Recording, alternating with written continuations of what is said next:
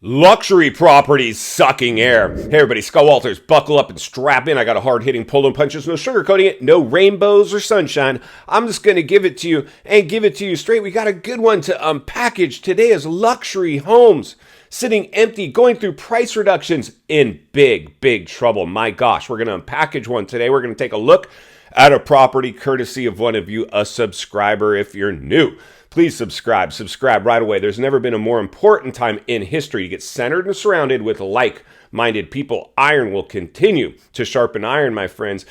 So today we're going to bounce over to a property, and there's some big-time cracks, fractures as we read between the lines and look between the cracks, and why this is so very significant of what we're going to unpackage here today. And listen, friends, this thing has no chance of sustaining itself. Now the housing market is, in fact, in a complete free fall. And while all neighborhoods will behave a little differently, real estate is very local.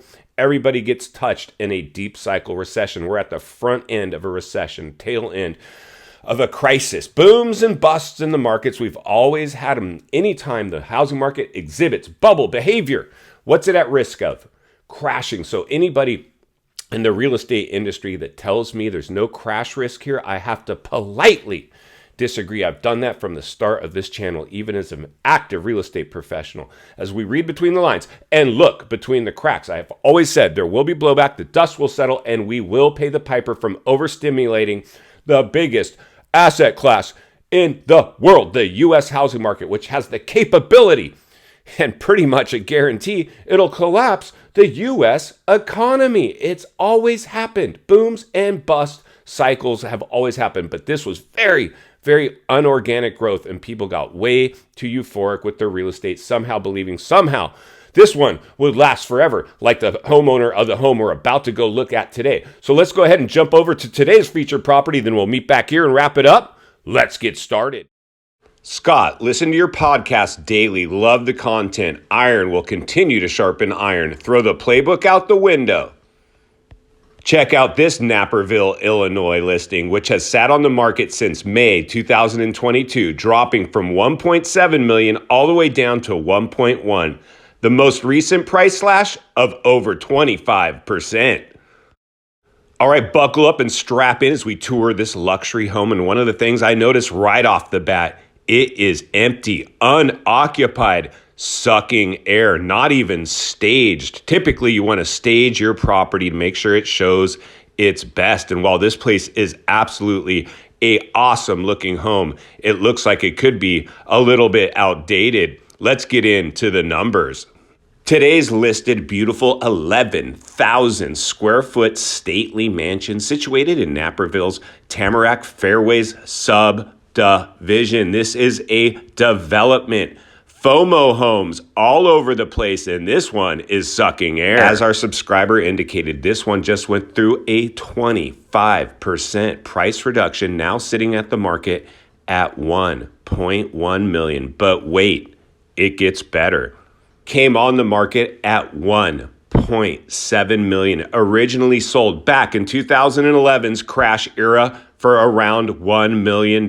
We are approaching the last crash pricing. Let's get back to the studio so we can wrap this one up. All right, friends, welcome back. Not a bad house, right? I actually really like the house. Unfortunately, I'm not ready to catch a falling knife, although this one is very interesting to me. First of all, in 2011, after the last crash, it managed to get sold for about $1 million. And that's an 11,000 square foot stately mansion. Nice. But it wasn't a FOMO factory. I believe we had McMansions all over the place in that development. But the other thing is the owner could not even afford to have the property staged. So if I'm interested in a house, one of the things I always do, and you guys know this, as I read between the lines and look between the cracks and try to save American lives, financial lives, one life at a time, I'm going to say, hey, this owner, if you're interested and you're my client, let's take a look at the house. Love it. It's a great house. Yeah. Can't argue with that. It's beautiful, a little outdated, whatever. It's definitely got a lot going for it. The owner could not afford to stage the home. I don't know what the owner did here. I don't know if they moved. They cleared, the place was empty. You could not find a stitch of furniture on the property, dry as a bone there. So personally, even in today's digital age, a lot of times what we'll do, because a lot of our views and clicks are generated from the internet, we'll do a virtual staging, a fraction of the cost of what actual furniture costs. And that's not going to be a cheap staging job. Like, I get it. But a lot of times what we'll do is we'll stage it, sir, ma'am. We'll stage the home. You don't have to pay for anything till the home closes. That's how we can get home staged. Whatever reason, this home is unstaged. And listen, when I walk somebody through a property, I want them to picture themselves in the home, not an empty hello, not a ghost town, not an empty home where it looks like somebody left in the middle of the night. So this is the realities, friends. What we're seeing now is this is going to start from the top and trickle its way down. Whoever owns that house, a lot of people have deep pockets. They got hit the hardest. We're seeing a lot of the wealthy people that drank the Kool-Aid in the stimulus era. Who knows? Maybe they were an owner in FTX, a crypto investor that had it all evaporated. Use your imagination. Anything is possible. Those stories are out there. In final thoughts, I come to you as a friend, as a content creator. Somebody wants to see you not only win in real estate, win in life, understanding the biggest artificially created housing bubble ever produced in world history with zero organic growth couldn't sustain itself. It's reverse course.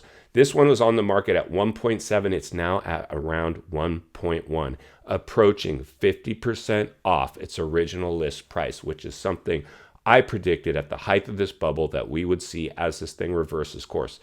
It's reversed course in a big way. The bigger you are, the harder you fall. And luxury properties are falling pretty hard right now, and it's going to trickle into middle class.